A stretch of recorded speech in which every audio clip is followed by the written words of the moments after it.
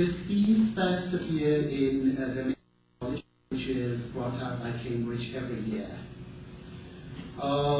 It's based in Kathmandu, the capital of Nepal.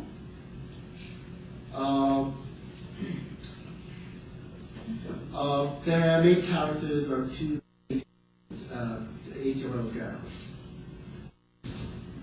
Geeta was fair and clean and even brushed her teeth at night. She wore a maxi to bed and could run faster than any of us. She was better at Pittu than the boys and so often completely toppled the tower of tiny stone slabs with her plastic ball that the boys always wanted her on their team. Gurung Uncle's daughter. Gurung Uncle was Appa's close friend from the regiment, older than Appa by a few years, but a few years junior to him in the force. Gurung Auntie and my mother claimed they were related, but Appa on more than one occasion said that wasn't true.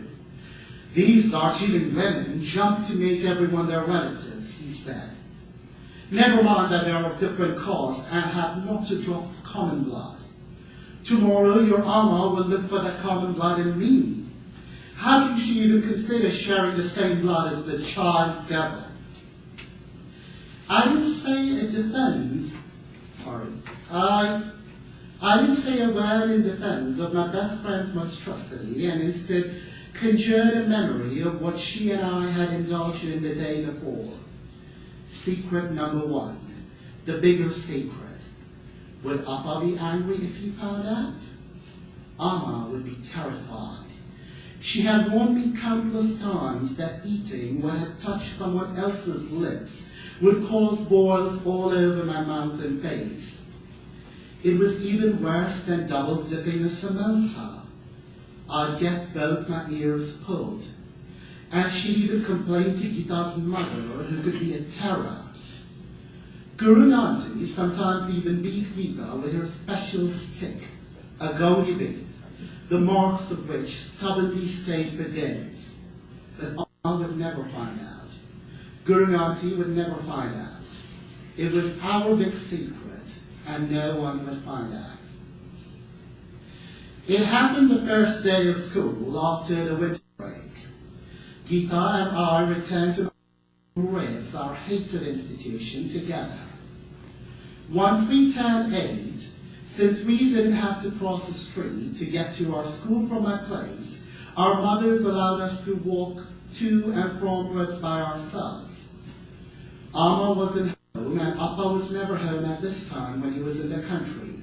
So we took the keys from the storekeeper down the street to find a steel bowl of wai, our favorite noodles, waiting on the dining table. I pulled the stool to the shelves where the plastic bowls and mugs were stacked. I rinsed the bowl and carefully, for Amma wouldn't tolerate any spills on the dining table, I poured the soup from my bowl to Geeta's.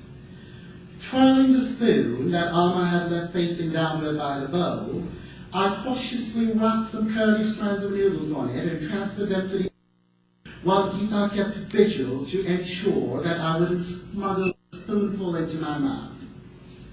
I repeated the process and then stepped back to inspect the two bowls.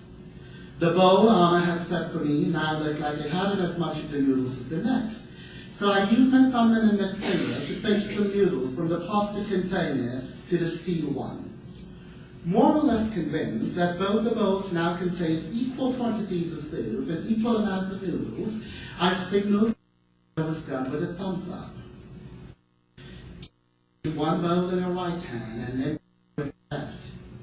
She went for the steel bowl, which Amma approved of, for no yes, with the bowl, one a sacrilege because plastic was meant strictly for guests. But that wasn't our big secret.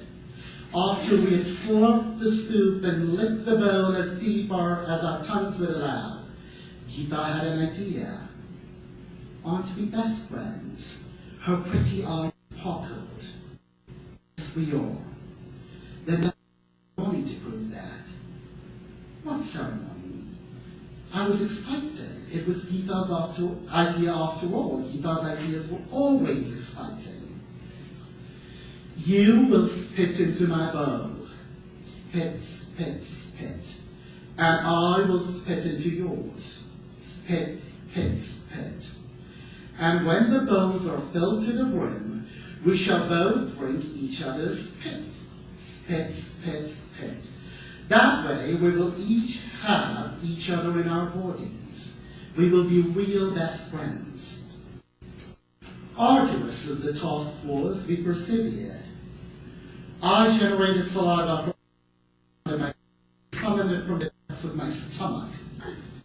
Despite having trouble, had already spat out far more than I did. My jaws acted funny, my tongue incorporated, and my mouth felt the way it did when I brushed my teeth for 2 days. I choked. I think the white I just ate wants to come out from my stomach, I said, afraid Gita would think me weak. Okay then, this should be enough. Gita gauged the depth of my bowl by inserting her expert fingers in the spit. Here, you drink this, I will drink that. And with 3 gulps, she with 1 and I with 2, we completed our first ceremony to seal our friendship. If Amma found out, she'd probably borrow the Gauri bed from Guru Auntie to give me the most steadier beating of my life.